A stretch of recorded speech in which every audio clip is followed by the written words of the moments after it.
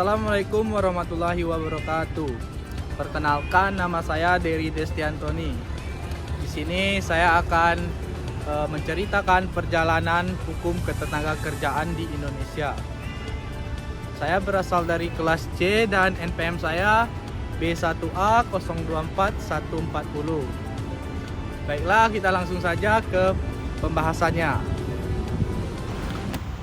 Halo semuanya, selamat siang dan selamat datang. Hari ini saya akan mengajak teman-teman mendalami sebuah topik yang sangat penting yang mempengaruhi kehidupan jutaan orang, yakni sejarah hukum ketenagakerjaan di Indonesia. Mungkin kita sering menganggap hukum ini sebagai sesuatu yang rumit, tapi sebenarnya hukum ini punya cerita yang panjang atau sebuah kisah perjuangan dari masa lalu yang kelam hingga tantangan di masa kini. Penting untuk kita sadari, hukum yang mengatur hubungan antara pekerja dan pengusaha bukanlah produk instan. Ia terbentuk dari rentetan peristiwa sejarah, di mana setiap peraturan mencerminkan dinamika, kekuasaan, dan kebutuhan zaman.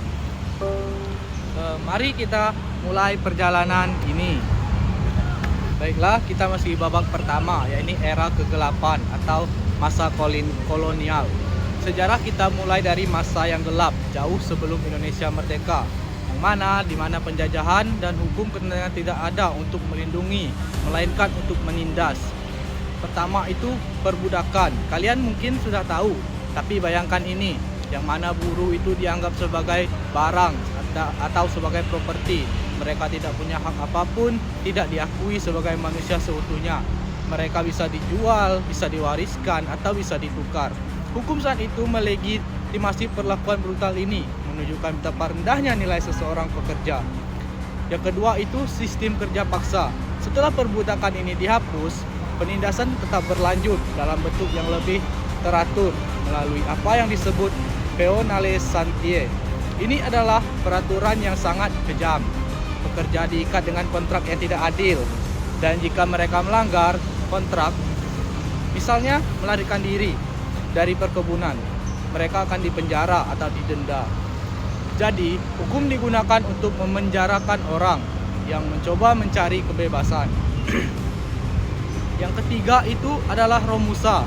Saat Jepang berkuasa, sistem kerja paksa kembali muncul dengan nama Romusa. Perekrutannya dilakukan secara brutal untuk kepentingan militer.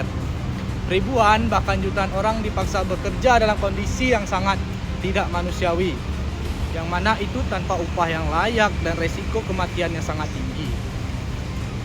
Babak ini adalah bukti nyata bagaimana hukum dan kekuasaan bisa menjadi alat paling efektif untuk eksploitasi. Kemudian kita masuk ke babak kedua, yakni pembangunan dan pendekatan paternalistik setelah Indonesia merdeka. Hukum mulai berorientasi pada perlindungan. Namun, kita tidak langsung menjadi sempurna, yang mana di era Orde Baru, pemerintah itu menerapkan pendekatan yang disebut dengan paternalistik. Paternalistik berasal dari kata pater yang artinya ayah. Jadi, pemerintah di sini memposisikan diri sebagai ayah yang mengatur semua urusan baik antara pengusaha dan pekerja maupun urusan lainnya. Tujuannya adalah untuk menciptakan stabilitas agar investasi datang. Filosofi ini tertuang dalam Undang-Undang Nomor 14 Tahun 1969. Dalam praktiknya, pendekatan ini seringkali membatasi hak-hak pekerja seperti kebebasan berserikat dan kebebasan berunding, dan demi menjaga ketenangan untuk pembangunan. Selanjutnya, babak ketiga, era reformasi dan tantangan modern. Perubahan besar datang saat Indonesia memasuki era reformasi. Tuntutan akan keadilan dan hak asasi manusia semakin kuat. Lahirnya Undang-Undang Nomor 13 Tahun 2003 menjadi tonggak penting. Undang-undang ini adalah upaya besar untuk mereformasi total undang-undang sebelumnya. Tujuannya adalah untuk menyelaraskan hukum kita dengan standar internasional dan konstitusi. Untuk memberikan perlindungan yang lebih kuat bagi pekerja, undang-undang ini mengatur berbagai hal, dari upah, jaminan sosial, hingga penyelesaian sengketa. Namun, perjalanan tidak berhenti di situ. Di era modern ini, kita menghadapi tantangan baru seperti globalisasi dan teknologi. Pemerintah mencoba menjawabnya dengan Undang-Undang Cipta Kerja. Undang-undang ini dibuat untuk menyederhanakan regulasi dan mempermudah investasi. Tapi, di sisi lain, undang-undang ini juga menimbulkan perdebatan antara kekhawatiran bahwa sekarang beberapa aturannya bisa melemahkan perlindungan yang sudah ada pada undang-undang sebelumnya. Jadi, bisa kita lihat sejarah hukum ketenagakerjaan Indonesia ini adalah kisah yang panjang.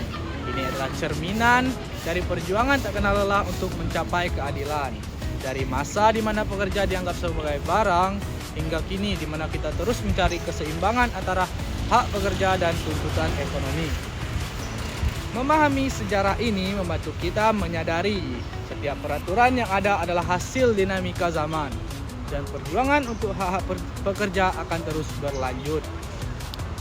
Terima kasih telah menonton video saya. Sampai jumpa di video berikutnya. Saya ucapkan wassalamualaikum warahmatullahi wabarakatuh.